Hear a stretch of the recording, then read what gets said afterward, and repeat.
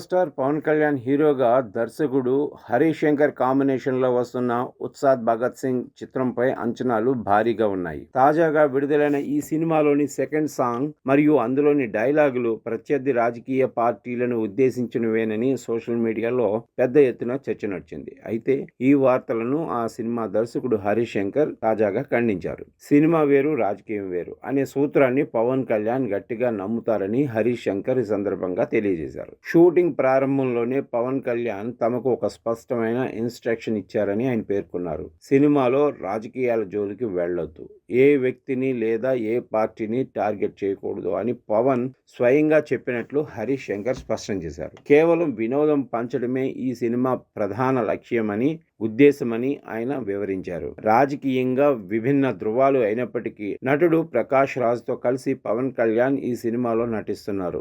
దీనిపై హరీష్ శంకర్ స్పందిస్తూ, రాజకీయ విభేదాలు ఉన్న నటన విషయంలో పవన్ కళ్యాణ్ గారి ప్రొఫెషనలిజం అద్భుతం. ఆయన వ్యక్తిగత భావజాలాన్ని సినిమా సెట్స్ లోకి తీసుకురారు అని కొనియాడారు. ఈ సినిమాలో ఎవరిని తక్కువ చేసే ఉద్దేశం లేదని, కేవలం ప్రేక్షకులను అలరించడానికే కొన్ని పవర్ఫుల్ డైలాగులు రాశామని హరీష్ శంకర్ తెలిపారు. కాబట్టి సోషల్ మీడియాలో వస్తున్న పొలిటికల్ సెటైర్ల వార్తల్లో నిజం లేదని ఆయన తేల్చి చెప్పారు. మైత్రి మూవీ మేకర్స్ నిర్మిస్తున్న ఈ సినిమా త్వరలోనే ప్రేక్షకుల ముందుకు రానుంది.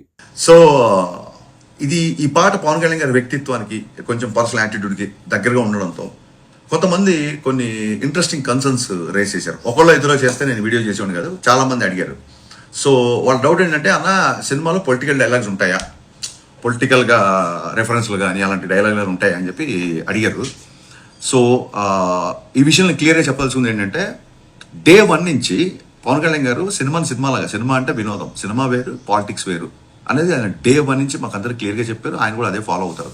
అందుకే చూడండి, సిద్ధాంతపరంగా విభేదాలు ఉన్నా సరే పవన్ కళ్యాణ్ గారు వకీల్ సాబ్లో కానీ, ఓజీలో కానీ ప్రకాష్ రాజ్ గారితో యాక్ట్ చేశారు. ఎందుకు యాక్ట్ చేశారంటే, ఆయన పాలసీ పరమైన పోరాటం తప్ప పర్సనల్ పరమైన పోరాటం, పర్సనల్ అటాకింగ్ ఆయన ఎప్పుడూ చేయడు.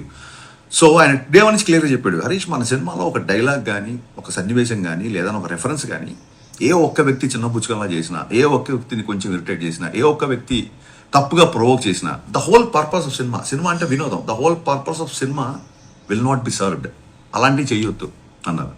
సో ఇప్పుడు గాజు డైలాగ్ ఉందంటే బ్రేక్ అయినా సరే అది పదునుగా ఉంటుంది, ఇంకా ఫైట్ చేస్తుంది అన్నట్టుగా మన హీరోకి ఎలివేషన్ ఉంటుంది తప్ప ఇంకోళ్ళని తక్కువ చేయడం కానీ, ఇంకోళ్ళ మీద సెటైర్లు కానీ, ఎటకారాలు కానీ లేవు, ఉండవు.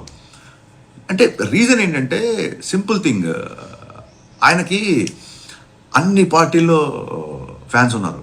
వాళ్ళు ఓట్లు ఎవరికి వేసినా సినిమా అంటే ఈయన దగ్గరికి వస్తారు.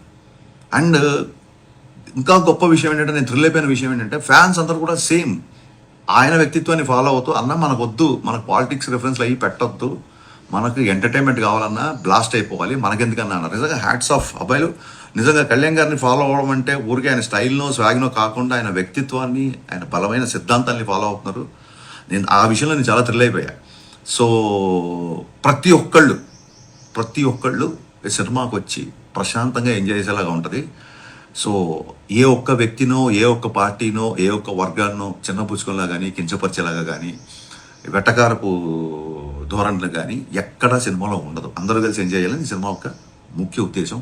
సో గైస్, బట్ ఏమాట కామాట హీరో గారిని ఎలివేట్ చేసే డైలాగులు కానీ, ఆయన పర్ఫార్మెన్స్ కానీ